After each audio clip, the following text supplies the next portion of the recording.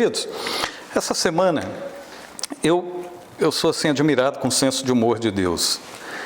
E toda vez que eu sento para ler, para conhecer melhor a vontade de Deus, Deus me surpreende com alguns aspectos dentro da sua própria palavra.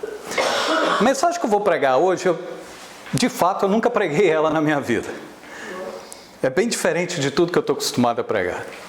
Porque existe um contexto atual na igreja pós-modernismo que estamos vivendo hoje, e que tem algumas influências de alguns gigantes que estão entrando nessas igrejas, nas nossas igrejas, que precisamos nos ficarmos alertas para o que acontece.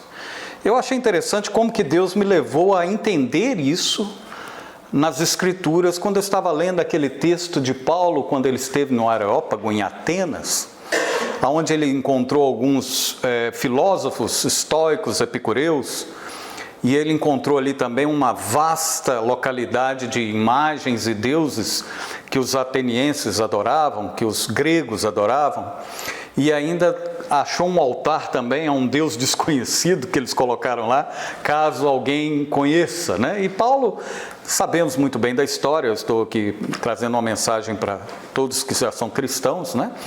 E a gente sabe que Paulo descreveu toda a verdade de Deus naquele lugar onde havia uma cultura filosófica muito forte, não é?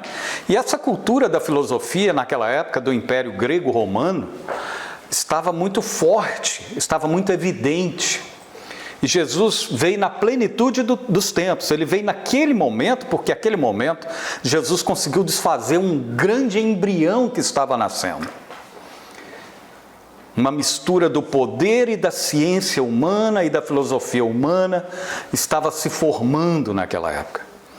E eu acho interessante que, mesmo ao passar dos anos, nós somos influenciados por essa cultura. Quando você vai para uma faculdade ou vai para uma escola, você estuda matemática através de Pitágoras, que é o pai da matemática. Ou seja, você vai falar de filosofia, você tem aí Platão, tem outros mais, Sócrates. Ou seja, uma cultura que influenciou o mundo inteiro e influencia até hoje. Quanto à parte científica disso, é muito bonito, é muito interessante, mas também existem os grandes filósofos, a qual Paulo estava falando naqueles dias, que eram os epicureus, os estoicos, que eram filósofos famosos daquela época, que gostavam de debater assuntos que eu chamo nos dias de hoje, assuntos de nada que levam a nada. Ou seja, apenas um saber para que eles fossem sabidos. E isso, queira ou não, tem entrado dentro das igrejas. Foi aí que Deus me revelou. Falei, olha como é a formação da igreja ao longo dos anos. Olha como o povo tem vivido. Olha esses gigantes que eu vou te falar para você apresentar a igrejinha de hoje. Essa igreja que está começando, para ela não correr o risco de passar pelos mesmos problemas, para que lá na frente eu as encontre reprovados. Então a mensagem de hoje é um alerta. Deus está querendo nos mostrar algo aqui. Por isso que eu estou falando para vocês, eu nunca preguei nesse estilo. Vou falar de filosofia hoje, é uma coisa interessante, né? Eu nunca parei para pensar, por que Deus me quer que eu fale isso?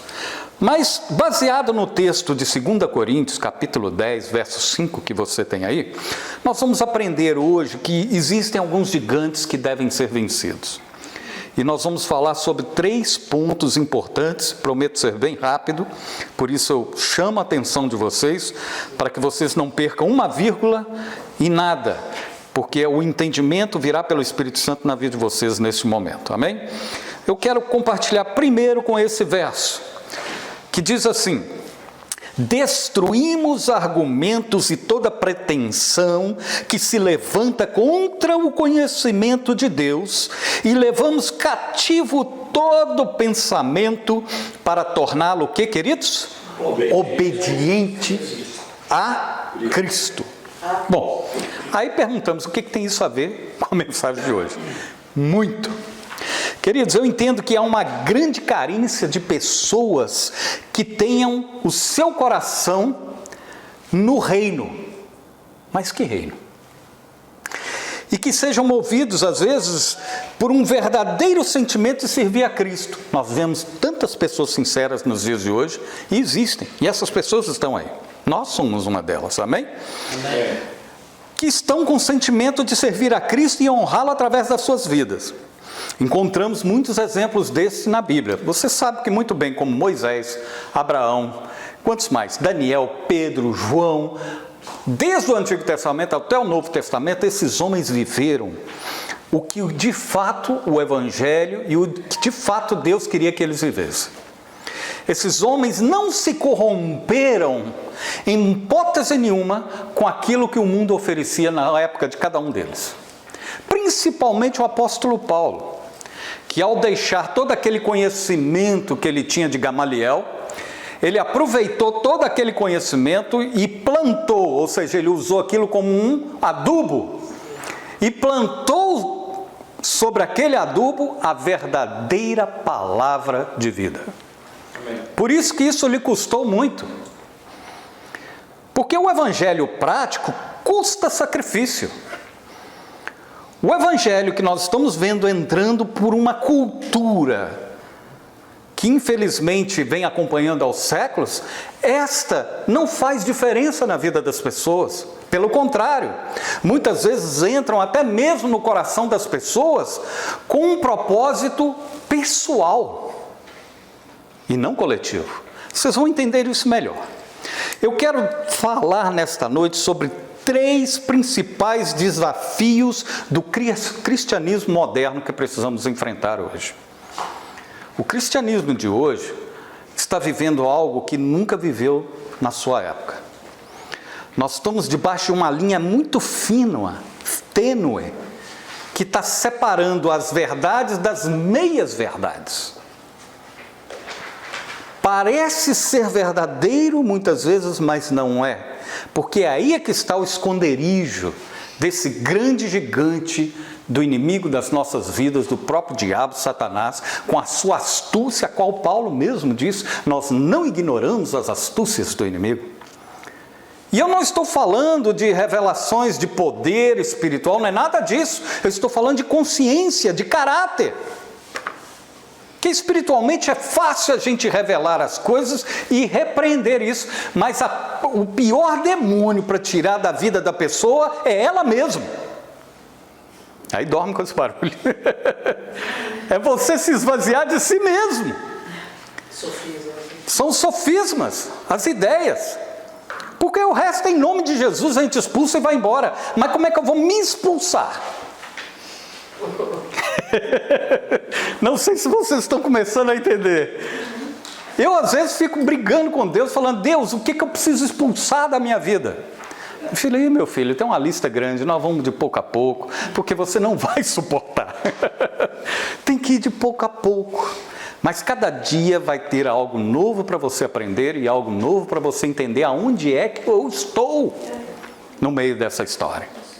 Amém? Bem. Então, um dos primeiros desafios que nós precisamos entender, aí eu vou entrar numa palavra filosófica, esses 3 pontos estão baseados na filosofia de vida das pessoas. Aí você fala, poxa, mas filosofia tem alguma coisa a ver com cristianismo? Infelizmente tem, porque as igrejas estão vivendo debaixo disso. Vocês vão ver e vão entender. O primeiro desafio que precisamos destruir, o primeiro gigante que precisa ser parado, interrompido, é o antropocentrismo. O que é isso? Que palavrão é esse? Antropocentrismo vem de antropologia, que é a ciência que estuda o homem, é a ciência da evolução, que vem de Darwin, tá? A antropologia tem um aspecto natural, físico, tem a antropologia científica, tem a antropologia biológica, e tem a antropologia que mexe com os sentimentos humanos. Ela tem várias ramificações. E onde é que isso entra na igreja? Vocês vão ver. Como que a igreja está vivendo? O antropocentrismo, ou seja, o homem no centro de tudo. E não Deus. E olha o que acontece. Esta é a época onde muitas pessoas divinizam, ou seja, põem a divindade no homem, na vontade do homem, e humanizam a vontade de Deus. Está virando o contrário. Aí eu parei para pensar, quando Deus começou a falar isso comigo, eu notei tudo, né? Falei, uau! E não é que é mesmo? Às vezes nós estamos colocando o homem no lugar de Deus. Deus não está entrando na história da nossa vida, nós estamos permitindo que Ele saia e que Ele passe a ser a pessoa que venha nos servir. A pós-modernidade, ou seja, a época que estamos vivendo, faz com que muitos destronem Deus como autoridade absoluta e entronizem o próprio homem. Opa, agora eu estou no centro. Deus passa a ser apenas um aspecto, uma coisa que eu preciso, mas não é o centro da minha vida. Pode observar se isso ou não está acontecendo nas nossas vidas, na vida de muitos. Ou se algum dia já aconteceu na nossa vida. Eu digo que sim, já aconteceu na minha vida. Sem eu perceber, eu coloquei Deus de lado e achei que Deus agora é escravo. Ele precisa me servir. Se Ele não fizer as minhas vontades, eu vou procurar outro lugar onde Deus esteja falando para que a minha vontade seja saciada. A minha vontade seja saciada. Uau! Quando Deus falou isso comigo, eu falei, meu Deus, eu não quero isso. Somos desafiados por um cristianismo centrado no homem, onde Deus se transforma num instrumento secundário que trabalha para realizar gostos, vontades soberanas do homem. Mas se acham no direito de viver determinando, ou seja, nós determinamos diante de Deus o que queremos. Ó Deus, se o Senhor não fizer isso, eu não vou na igreja hoje. Já passou alguma coisa assim na sua vida? Eu já. E olha, mesmo como pastor, porque tem gente que pensa que pastor é super-herói. Pastor é gente, passa por problema, desejos. Tinha dia que eu não tinha desejo de ir lá na Missionary Church, 679 South Federal Highway, porque eu estava cheio dos meus problemas. E eu achava que Deus tinha o dever de sanar os meus problemas. Tem uma música que a gente canta, não sei se vocês conhecem, alguns já conhecem, mas acho que todos aqui conhecem, eu creio, que diz assim, se Deus fizer, Ele é Deus, se não fizer, Ele é Deus. Ou seja, se a porta abrir, Ele é Deus. E se fechar? Deus. Isso acontece de fato no coração de todo cristão? Não. Aí é que está. Nem no nosso, muitas vezes. Eu me deparo com essa situação às vezes. Falo, meu Deus, se o Senhor não fizer, eu vou botar uma lista do que eu quero. Porque se o Senhor não fizer, eu vou ficar muito chateado, eu vou ficar emburrecido. Aí eu tenho um comportamento infantil. Naquele momento eu me vejo com 13 anos de idade, me vejo um adolescente. Eu com 57 anos me vejo um adolescente de vez em quando, com as pirraças diante de Deus. Aí eu falo, meu Deus, eu preciso mudar. Isso chama antropocentrismo.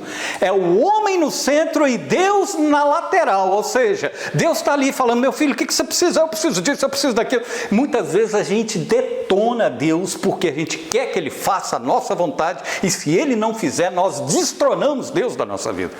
Na verdade, já está destronado. É nós que estamos no comando. Por isso que o antropocentrismo deve ser anulado. E infelizmente estamos vivendo esta geração que só pensa nessas coisas. Por isso, vamos ler Filipenses capítulo 2, verso 9 a 11, e vamos ver aonde de fato Deus está. Amém? Amém. Olha o que diz o verso, pelo que também Deus o exaltou soberanamente, ou sobremaneira, e lhe deu o nome que está acima de todo nome, para que ao nome de Jesus se dobre todo o joelho, nos céus, na terra, debaixo da terra, e toda língua confesse que Jesus Cristo é o Senhor, para a glória de Deus Pai. Esse é o lugar de Jesus. Amém. Aleluia. Este é o lugar de Jesus.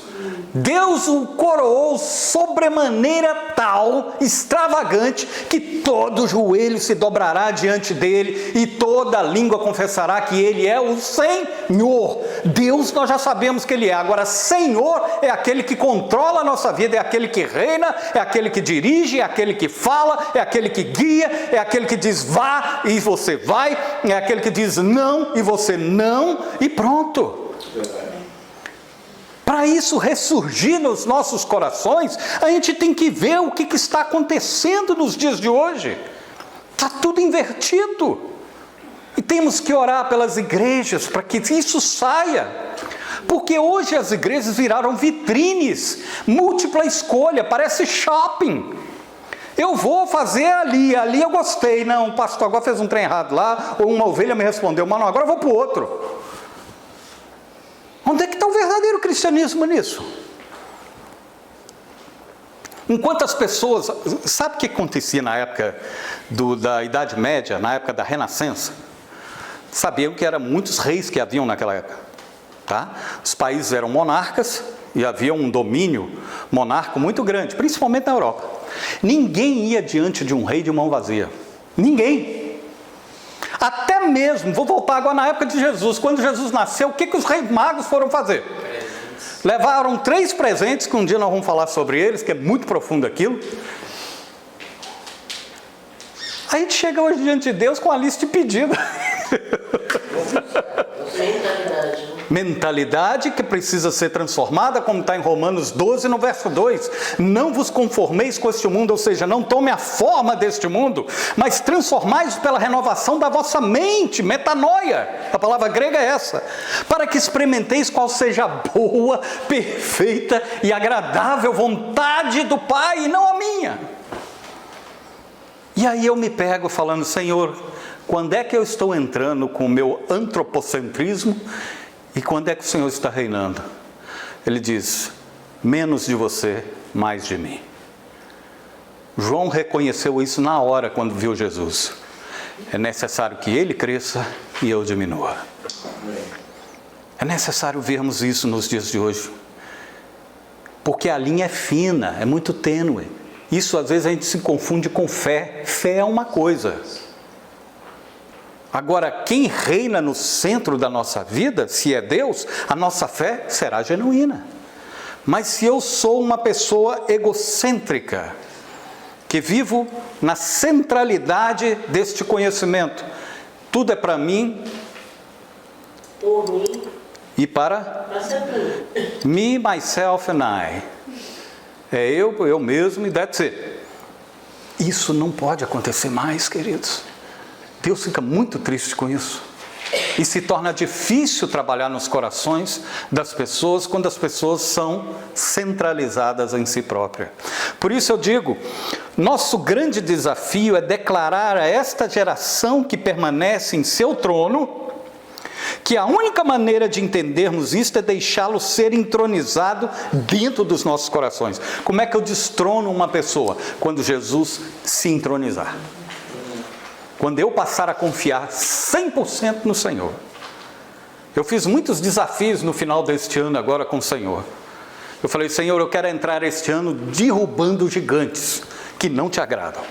Eu não estou falando de Golias, eu não estou falando desses gigantes, por isso que eu estou falando, é totalmente diferente.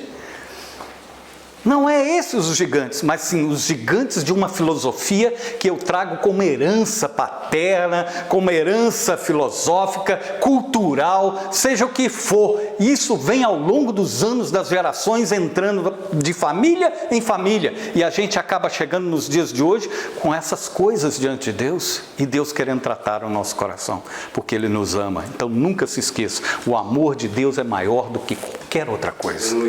O fato dele nos amar é tão grande que ele nos mostra a verdade para que a gente seja liberto através da verdade. Amém. Amém? O segundo desafio é o desafio do individualismo. Mas aonde que existe isso, pastor? Existe. O mundo estimula o individualismo para que alguém possa ter, certamente, ele vai ter, mas em detrimento de alguém que vai perder. Ou seja, as pessoas lutam para ter, mas com certeza alguém vai perder. quando o egoísmo, o individualismo toma conta, as pessoas só pensam em si mesma. Tem muito a ver com o egocentrismo, com o antropocentrismo. O individualismo é apenas somente o que deseja o teu coração. Então eu luto, mas eu não quero saber quem é que está perdendo. Importante que eu ganhe. Que eu seja feliz. Que eu seja feliz. Se os outros ficarem tristes por causa disso, é problema deles. Se eles estão perdendo, é problema deles. O importante é que eu seja saciado. Isso é individualismo. Sabe por quê, queridos? Prestem bem atenção. É bom lembrarmos que o cristianismo em sua origem, ou seja, lá no início, nunca celebrou o individualismo. Nunca. A igreja primitiva nunca viveu o individualismo. Por quê? Hoje muitos só querem receber, até na forma de orar. Essa aqui Deus quando falou comigo. Até na forma sua de orar muitas vezes, meu filho, você prioriza pedir só para si mesmo. Mas eu tenho intercedido por alguns irmãos. Sim, interceder. Você tem pedido como se estivesse pedindo para você? Eu acho que a cacetada foi tão grande na minha vida esse final de semana, que eu falei, meu Deus, eu pensei que estava bem na foto. Ele falou, não, você está bem na foto, não precisa fazer uns ajustes, né? Lembra da época do ajuste fino, que eu falava muito lá na igreja? Precisando de um ajuste. Eu não posso pensar só em mim. Eu tenho que pensar nos irmãos. A igreja primitiva não vivia isso, queridos. Você quer ver um exemplo para isso? Agora nós vamos ler um texto maior. Atos capítulo 2, verso 40 a 46. Estava ali no dia de Pentecoste e o apóstolo Pedro, Pedrão, né? Aquele cara extremamente nervoso, explosivo, que agora, pescador indouto, iletrado, não sabia nem falar. O camarada com 2, 3 palavras, o Senhor faz com que 3.000 pessoas se acrescentem naquela noite. Olha só, não é no muito do saber que a pessoa vai trazer pessoas para Cristo, mas é na unção que estiver sobre aquela pessoa. E a unção estava sobre Pedro naquele momento, e ele disse assim, com muitas outras palavras, Pedro, né, no caso, o advertia e insistia com eles, dizendo uma dessas palavras, salvem-se desta geração corrompida. Veja bem que corrupção não é um problema brasileiro, já vem desde os tempos antigos. Havia naquela época uma geração corrompida, uma geração que vivia o império grego-romano, ou seja, poder e sabedoria. Então uma sociedade que vivia assim nos altos padrões, para aquela época, é claro, viviam assim, desejosos em ser individualistas. Atos 2, 40, 46. Com muitas outras palavras os advertia e insistia com eles, salvem-se desta geração corrompida. E os que aceitaram a mensagem foram batizados, e naquele dia houve um acréscimo de cerca de 3.000 pessoas. Pouquinha gente. Ele se dedicava agora a isso que eu quero que vocês entendam, que a igreja primitiva tinha tudo em comum, não havia individualismo. Eles se dedicavam ao ensino dos apóstolos e à comunhão, ao partir do pão e às orações. Todos estavam cheios de quê, queridos? Temor. E muitas maravilhas e sinais eram feitas pelos apóstolos. Todos os que criam mantinham-se unidos e tinham tudo em comum, vendendo suas propriedades e bens, distribuíam a cada um conforme a sua necessidade. Todos os dias continuavam a reunir no pátio do templo, partiam um pão em suas casas, ou seja, tinham seus cultos nos lares, e juntos participavam das refeições com alegria e sinceridade de coração. Queridos, não havia falta de nada. Não havia falta de nada. A igreja tinha uma visão ampla do reino de Deus. Não havia ninguém que podia explorar um do outro, não havia, porque todos, né, uns não, todos, tudo que tinham era em comum a todos. Se houvesse necessidade, eles distribuíam tudo igual, para não haver reclamação. Que coisa interessante, onde é que essa igreja foi parar? E por que ela não continuou ao longo dos anos, a igreja primitiva? Sabe por quê? Porque toda essa filosofia grega foi penetrando na igreja, e a igreja foi crescendo com essa mentalidade humana, infelizmente. Quantas lutas eu tenho para tirar tudo isso da minha vida? O individualismo, o antropocentrismo. E agora, por último, antes de dizer isso, o nosso grande desafio, portanto, é ensinar essa geração que precisamos ter alegria tanto em receber como compartilhar. Precisamos ter prazer tanto em conquistas pessoais como nas conquistas dos outros. Então, antes de entrar no terceiro ponto, eu já presenciei isso. Eu estou falando de coisas que eu vi. Pessoas numa roda de oração, orando por 1 ou 2 ou 3 irmãos que precisavam de green card. E aí era colocado aqueles irmãos que não tinham green card para orar por eles. E assim vice-versa, os outros também oravam por eles. E orava, e orava, e orava. Aí de repente, passava alguns meses, um recebia o green card. Mas o resto do grupo ficava tudo chateado, porque aquele recebeu primeiro. E ficavam chateados com Deus. Por que o meu não chegou agora? Ao invés de se alegrarem com aquele irmão, puxa vida, meu irmão, eu também sei que Deus vai trazer o meu na hora que Ele determinou, mas eu estou muito feliz por você ter recebido o seu agora. Eu não vi uma frase assim. Eu vi assim, é mesmo? Deus já te deu? Amém, irmão. Glória a Deus. Oh, Deus, deu meu green card. É assim que a gente vê a reação de muita gente dentro da igreja, por causa do individualismo. Temos que alegrar com a alegria dos outros, com as conquistas dos outros. Por exemplo, o Orly agora me falou esses dias que ele comprou um RV. RV, né, que a gente chama? Eu fiquei tão alegre de ver aquele RV que ele comprou barato e bonito, que eu falei assim, que Deus abençoe, não foi? Eu me alegrei. Você acha que eu fiquei chateado? Eu falei, puxa vida, eu queria ter um também, mas Deus não quer nem me dar um RV. Não, eu estou feliz porque Ele tem. Sabe por quê? Porque eu sei que um dia nós vamos passear juntos. E se eu não passear, eu vou estar intercedendo para Ele ter o melhor divertimento, o melhor descanso, Ele e a Penha. Por quê? Porque eu tenho que me alegrar com as conquistas dos irmãos. Amém. Agora eu vou me entristecer porque o outro tem e eu não tenho? Onde é que está o meu coração, queridos? Deus dá a cada um aquilo que você pode suportar. Você acha que eu não já pedi muito a Deus para ganhar na loteria? Já. E você sabe por que eu não ganhei? Porque eu não jogo. É aqueles momentos de defeito que a gente tem no caráter, né? Puxa vida, vontade de fazer a obra do Senhor sem precisar de nada, depender de ninguém. Deus fala, você vai depender de mim. E eu estava conversando com o pastor Orly esses dias sobre o que eu quero de Deus. Porção acostumada, só isso. Básico para sobreviver. Porque se eu quiser ficar rico, queridos, a última coisa que eu pensaria na minha vida é ser pastor.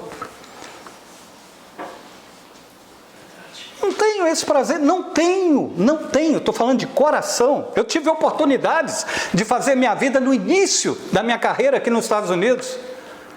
E Deus me mandou largar um trabalho morando com você, a maioria já sabe, que eu morei em Manhattan, trabalhando com venda de pedras preciosas. Se eu tivesse continuado no ramo ali, Deus mudou tudo, fez com que eu casasse com a Simone, fui limpar a casa, foi tudo diferente.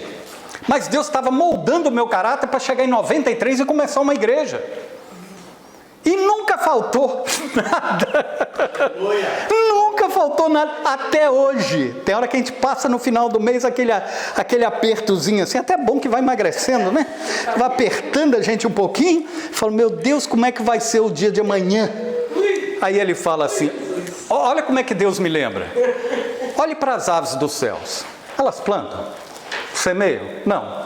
Você já viu algum passarinho morrer de fome? A não ser que um homem prenda e não dê comida para ele. Mas voando na natureza, né? Não, você não vê. Deus provê tudo. Tudo. Então, o individualismo faz com que eu não pense dessa forma. Faz com que eu pense apenas em mim. Então, eu vou ter que lutar por mim. Sem depender de Deus. Meu querido, continue lutando, mas dependendo de Deus. Porque sem dependência de Deus não vão para lugar nenhum.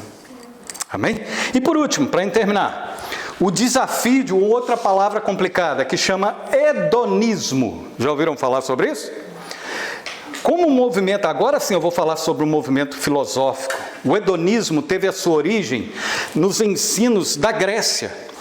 Ou seja, o que é hedonismo? Quando você vê uma pessoa falando, esse é um hedonita, é uma pessoa que está em busca do prazer pessoal, em tudo, em tudo. Ele tem que ter prazer. E como é que isso entrou na igreja, pastor? Paulo, quando esteve lá no Areópago, ele pregou para os epicureus e estoicos, que eram exatamente hedonistas. A Bíblia fala que eles são hedonistas, que eram homens sábios que estavam em busca do prazer, mais nada. Olha bem, o hedonismo considera o prazer individual como o único bem responsável, ou seja, é isso que eu preciso ter e acabou. Temos visto o reflexo do hedonismo na igreja através da busca do prazer. Pessoas passam a desejar a ostentação, foi isso que eu falei aqui agora, isso é ostentação, ou seja, tudo que traz prazer em detrimento do que é agradável. Em outras palavras, por exemplo, como também sexo livre, pedofilia, adultério, pornografia, embriaguez, drogas. Todo mundo sabe que isso é coisa errada, mas por que isso acontece em maior escala dentro das igrejas? Quando aconteceu comigo tudo aquilo que aconteceu, eu pude entender isso. Sabe por quê? Porque eu era um hedonista. Eu estava em busca do prazer para mim mesmo. O que me satisfaz? Aventuras malucas, doidas, sem pé, sem cabeça, como diz, né? O ditado. Tive que pagar um preço caro por isso. Mas graças a Deus, que foi ali que Deus tratou comigo e fez quebrar não só aquilo, quebrar orgulho, vaidade, quebrou uma série de coisas. E hoje eu estou aqui, para a glória de Deus, com esse grupo maravilhoso, cheios de esperança, para um ano cheio de alegria, cheio de verdades, que eu não troco por nada. Se o Trump chegar ali, eu vou te dar $1 milhão para você esquecer esse grupo. Eu falei, leva esse dinheiro para lá, para a quinta dos infernos. É isso mesmo.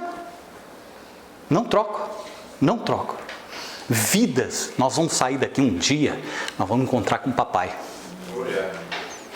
Nós vamos estar abraçadinhos, agarradinhos com ele. E por que eu vou trocar vidas preciosas de Deus pelas coisas materiais dessa vida?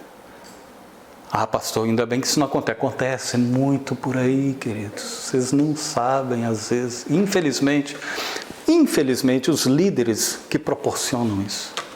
Com aqueles cultos de revelação de milagres, sinais e prodígios. Glória a Deus, isso existe e vai continuar assistindo. Mas a prosperidade, eu vou morar para você ser próspero. O cara se endivida e diz que é próspero, anda falando por aí que é próspero, cheio de dívida. Isso não é prosperidade. Prosperidade é quando você começa a derramar o seu coração na presença de Deus e Ele é entronizado e você é destronado. Amém? Então eu encerro dizendo o seguinte em Salmos, no verso 1, de 1 a 2. Bem-aventurado o homem que não anda no conselho dos ímpios, não se detém no caminho dos pecadores e nem se assenta na roda dos escarnecedores. Antes, agora vamos falar do prazer. Antes, o seu prazer está na lei do Senhor e na sua lei medita de dia e de noite. Deus está nos chamando para um desafio desse ano, queridos. Nós vamos eliminar da nossa vida o antropocentrismo, o individualismo, o hedonismo e os outros ismos que tem por aí. Isso é só 3 gigantes básicos que eu botei aqui. Tem muito mais. O relativismo está dentro da igreja. Tá? E tem outros por aí que eu poderia falar. Mas tem tanta coisa. Agora, esses 3 básicos aqui são os que mais estão estampados na igreja de hoje. Por isso, queridos, não perca o desejo de servir a Deus. Busque o Senhor, porque a palavra diz lá em Isaías, busque o Senhor enquanto se pode achar, porque vai haver tempo que não vai se achar o Senhor. E tudo isso é tirar aquilo que a gente chama de alma. O ser humano é muito almático, tem dificuldade de entender os propósitos de Deus, porque a alma está falando na frente. E eu estou tentando aprender isso cada dia mais. Senhor, tira de mim o que é almático na minha vida e ponha o que é espiritual. Ponha o que teu desejo quer conosco. Então, queridos, eu creio que vocês estão no caminho certo, nós estamos no caminho certo. Nós estamos avoid, ou seja, estamos tirando isso da nossa vida. Nós não estamos aqui mais para sonhar sonhos banais, mas sim os sonhos de Deus, que Ele quer realizar nos nossos corações.